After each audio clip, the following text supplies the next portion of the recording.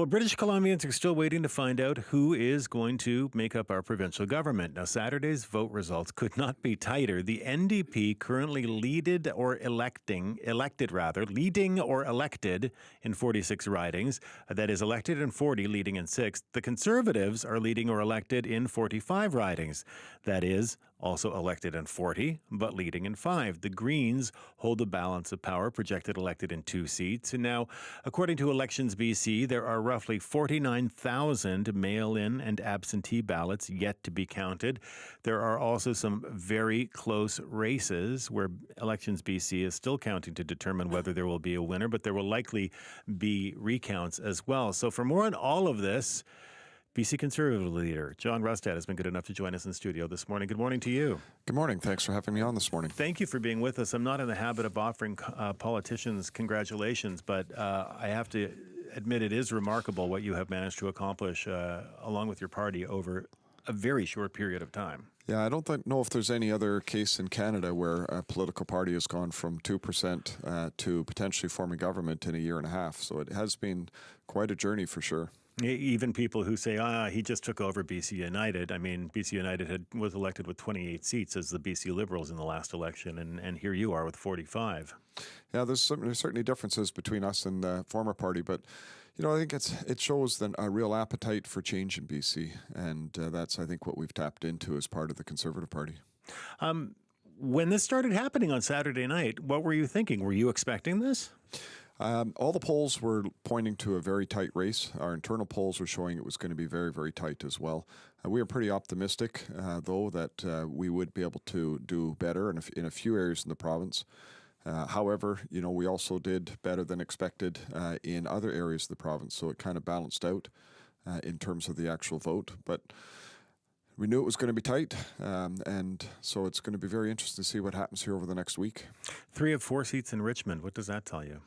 Well, Richmond, both Richmond and Surrey, really, when you look at what the Conservative vote represented, it was pretty much, rural BC, but also a lot of ethnic minorities, whether it's Chinese Canadians or Indo-Canadians. And so a lot of those groups came together and said, they had enough, whether it was the drugs and crime problems, whether it was SOGI that's going to our schools. There was a lot of things that were driving people that wanted to see change. I mean, drugs and crime and SOGI are 2 ways to scare people, basically. Well, I wouldn't say that necessarily, but parents are very concerned about their kids. They're concerned about their own safety. And sure, but is there anything to it? I don't want to get into it because we do every time, but really, is there anything to fear from SOGI, really? Well, when your 6-year-old boy, his grandson, comes home and sitting at the dinner table and saying, Grandpa, is it okay that I'm a boy? At 6 years old, should they really be asking those questions? Why not? Why wouldn't they ask a question? Well, that's a question I think that the electorate looks at and says, they don't find that acceptable. When you look at also, quite frankly, the pornography that is in our schools. There is no pornography involved in the SOGI program. There is no pornography in the SOGI program. And I don't want to go through this again because we go through it every time. But let's also talk about the crime and drug factor, too, because you're in Richmond warning them against what you are calling drug dens. There are no supervised consumption sites in Richmond. So, first of all, let's actually show the books that are being made available in our schools on your television show, and to see what kind of ratings you get with that. That are being made available in our schools. That are being made available in our schools. But they're not part of a curriculum. They came from the SOGI initiative, which is not a curriculum. It is a philosophy that has been brought to schools. But when it comes to what's going on in Richmond, there is housing units that are being put in where drug consumption is being allowed. There was safe injection sites which were proposed to come into Richmond that we said, no, we will not allow that to happen. Drug consumption takes place in every neighborhood in this province, in rich neighborhoods and poor neighborhoods. All over this province, people are consuming drugs. So talk to the families that live in an area where one of these housing units have come in, and ask them about what's happened with the drugs and the crime within their neighborhoods, particularly when it's close to a school or playground. And take a look at these places. So people should be afraid, then, is what you're saying. People are afraid when you see the drugs and crime happening in their neighborhood. Right. these random things going on. You seem to think that it is okay for this to be happening everywhere in the province. I do not believe that's true. I don't believe it's okay either. But what I'm saying is, when people are looking at the issues that they're dealing with on a day-to-day basis, blowing things out of proportion, taking single incidents that are terrible incidents and trying to turn those into the norm is not necessarily helpful. The evidence shows that overall crime is down. The evidence shows that stranger attacks are down. The evidence shows. So, Stephen, I would challenge you on that, and the reason why I would challenge you on is this. Talk to the police about it. And the problem is, police will tell you the crime is down overall, that stranger attacks are down. The police will tell you that it's down because they can't lay charges because there's no point. Charges are not going through. So many crimes are going without charges being laid. There's a reason why, for example, Save on Foods has hired 345 security guards around the province. And it's not because... It's not because they suddenly think that they need those jobs. It's because they've got problems. They've got crime. They've got drugs coming. They've got the things, stuff being stolen out of the stores. Right. Their staff are not feeling safe. This is what is going on in our communities. Talk to the small businesses. Could it be because people can't afford to eat? Talk to the small businesses where things are walking out of their stores on a regular basis and how difficult it is. Look at how many businesses are closed down now. People are not going downtown anymore because they're not feeling safe. This is what is out there in our society today, and it should not be trivialized and become normal. I'm not trivializing it at all. I'm saying that you see the world in a very particular way, in a way that's a dangerous, awful place. That's it, and I don't know that everybody sees it that way. Everybody may not see it that way, but I can tell you something. Were there tons of tent cities all over the house 7 years ago? No, all over the city. No, the province. No, there wasn't. Those are popping up.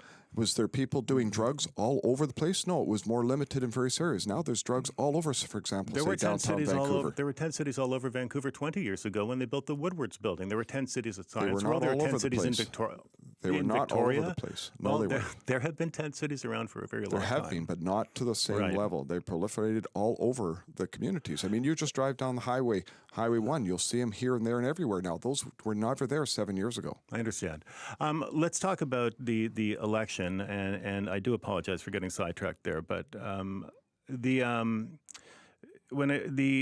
you talked about in your speech about how you want to take on the NDP at the first opportunity. Would you like to see another election as soon as possible? My hope is, come Saturday, that the Conservative Party will have the opportunity to form a government. Of course. That's my hope. And so we'll see what comes out of that. Should we still be in the minority situation, we will be looking and working with other MLAs, Green Party or others, to look at an opportunity to be able to govern in this province. Should we end up in a situation where there's a minority government of the NDP that is in power in British Columbia, if they're carrying forward with the policies that they are promising to do, which have brought so much destruction and pain in this province, especially to our resource sector in British Columbia, then no, I cannot support that, and I will try to bring their government down at the earliest possible opportunity. Okay, and so in the meantime, though, if you do not get the votes, do you plan to court the Green Party to try to get them on side so you can govern? Well, there's clearly lots of differences between the Green Party platform and the Conservative Party platform. So, however, there are some things that we could find in terms of common ground. So we're going to be open to having conversations. We haven't blocked off any sort of ideas, whether that's working with the Green Party or others in the legislature that could potentially form an opportunity to govern in British Columbia. Do you think your campaign was divisive? I actually don't think it is. When you look at what we did as a campaign, we fought on the issues. We didn't make it personal. We fought against the NDP's issues. We showed a positive plan for what we'll do in British Columbia. When you look at the NDP, they could not defend their issues. All they did was go on attacks and make it personal. And so, the government, the people of British Columbia decided, and also, and I'll say this, and I don't like saying this, but I've said this many times. Of course. The NDP lied continually throughout the campaign. We aren't cutting healthcare spending. Every day they were out lying on these things because they can't defend it, and that's what they did.